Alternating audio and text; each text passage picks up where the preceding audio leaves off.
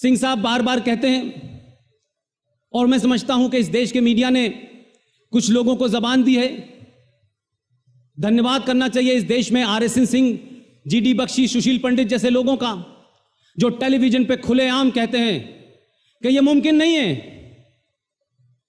कि भाई अंग्रेज आए थे, ईस्ट इंडिया कंपनी आई थी, ये गुलाम हो गया देश। समझ में आता था, हम तो पहले से गुलाम थे, हमारी हालत तो बहुत कमजोर थी।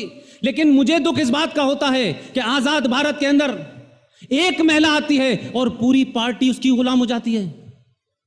वो जायज नाजायज कर रही है, कोई रोकने वाला नहीं है, क्योंकि उसने एक ऐसा एपरेटस बनाया है कि सबको बंदर बांट की है। वो शंकराचार्य को भी रात में गिरफ्तार कर देती है, वो हिंदू टेरर भी क्रिएट करवा देती है, वो पाकिस्तान में अपना आदमी भी भेजती है कि मदद करो हमारी मोदी से हटाने के लिए। तो क्या वजह है हम उस औरत के बारे में, उस महिला के बारे में, हम कोई उसकी जाती शख्सियत पे नुक्ता चीनी नहीं कर रहे, हम उसकी जाती जिंदगी से हमको कोई लेना देना नहीं है। लेकिन क्या इस देश ने पूछा? यह वो देश है कि अगर एक घटना गाजियाबाद में हो जाती है तो पूरी पूरी सरकारों को कटघरे में खड़ा कर दिया जाता है, पूरा समाज अपोलोजिस्टिक हो जाता है, बैकफुट पे चला जाता है। लेकिन क्या आप किसी ने पूछा ये बात कि क्या ये कोइंसिडेंस है कि एक महिला इस देश में जब आती है तो कुछ दिनों बाद सास मार दी जाती है,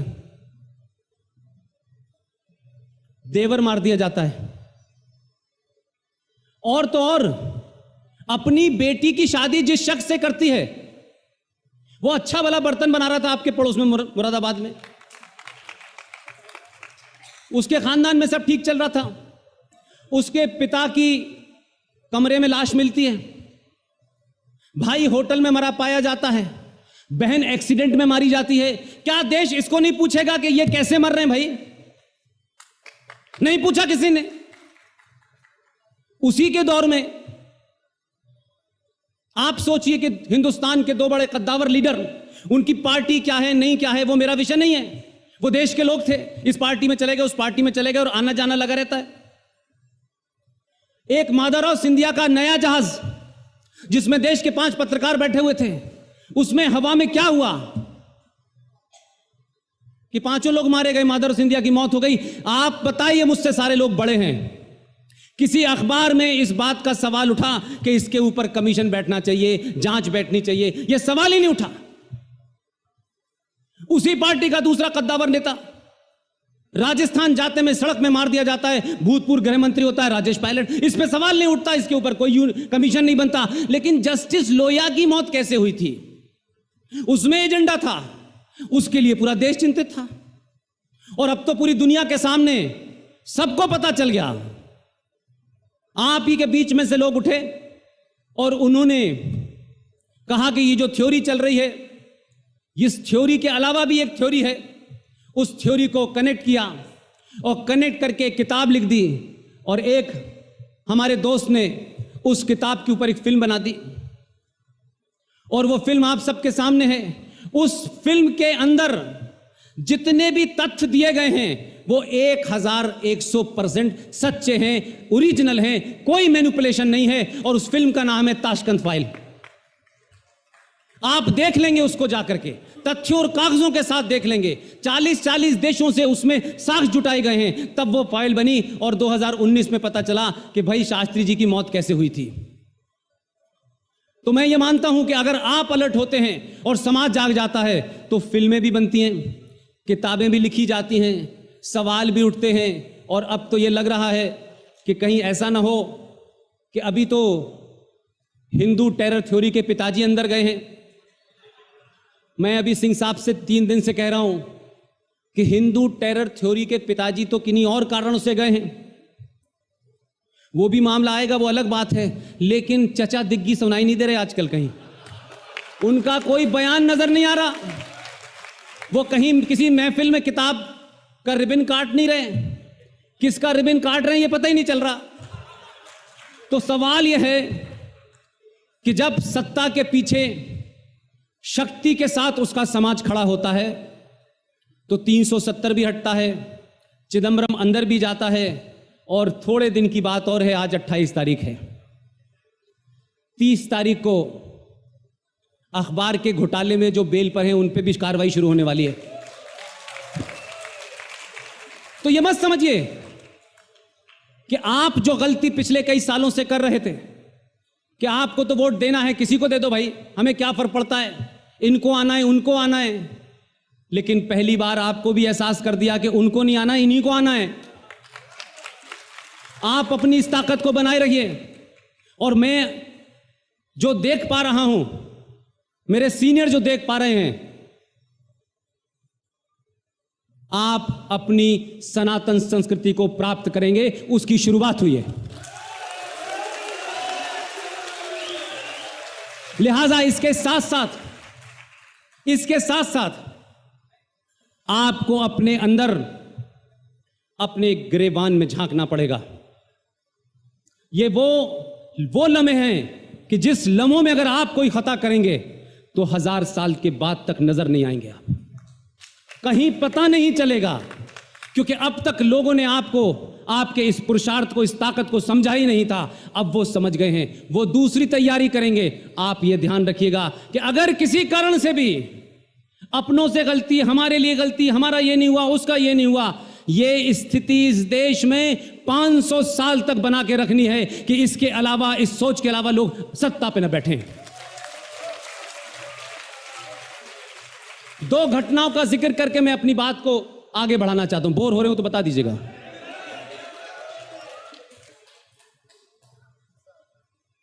मैं अभी बॉम्बे गया, वहां एक निहायत पढ़ी लिखी और इसी उत्तर प्रदेश की बहू थी। वो, उन्होंने मुझे टेलीफोन किया कोई महीने 1.5 महीने पहले। तो जम्मू कश्मीर के सिलसिले से कुछ दलितों का भी एक सिलसिला है, वो पहले भी मैं आपके सामने बयान कर चुका हूं और वो इससे जुड़ा हुआ है। तो जब भी जाता था तो मैं उस घटना को बताता था और साथ साथ ये भी कहता था कि पूरी दुनिया में कोई किसी से कितनी भी नफरत कर ले, लेकिन वो नफरत, उस नफरत को संवैधानिक तौर पे जस्टिफाई अगर कहीं किया गया है तो वो है जम्मू कश्मीर। उन्होंने बहुत सारी चीजें सुनी। उन्होंने बॉम्बे में बहुत लोगों को बताया कि 1957 में जम्मू कश्मीर के अंदर 200 वाल्मीकि लोगों के साथ क्या हुआ। पढ़ी लिखी डॉक्टर हैं, बहुत पढ़ती हैं, संजीदा हैं।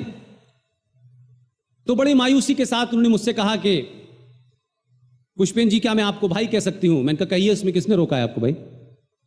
बोली मैं आपको राखी बांधना चाहती हूं।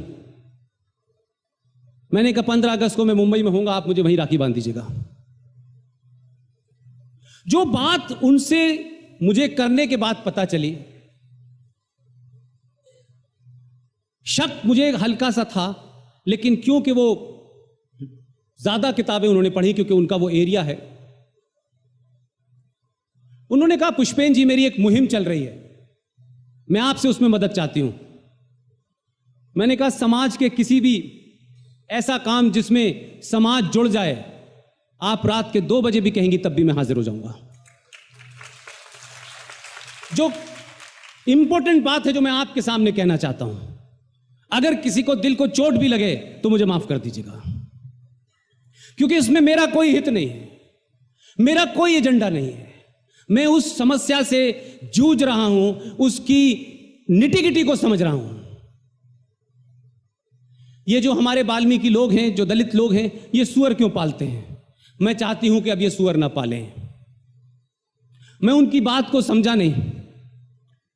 फंक्शन खत्म होने के बाद मैंने अपने कहा कि मेरे होटल में आ जाइए। उनके साथ में 3-4 और लोग भी थे। उन्होंने बड़े विस्तार के साथ मुझे ये बात समझाई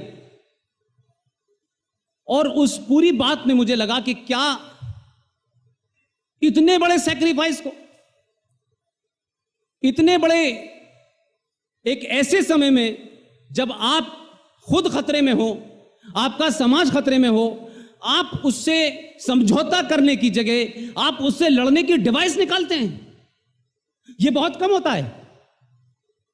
यह बात अलग है कि जो अब्दुल्ला हैं कश्मीर में,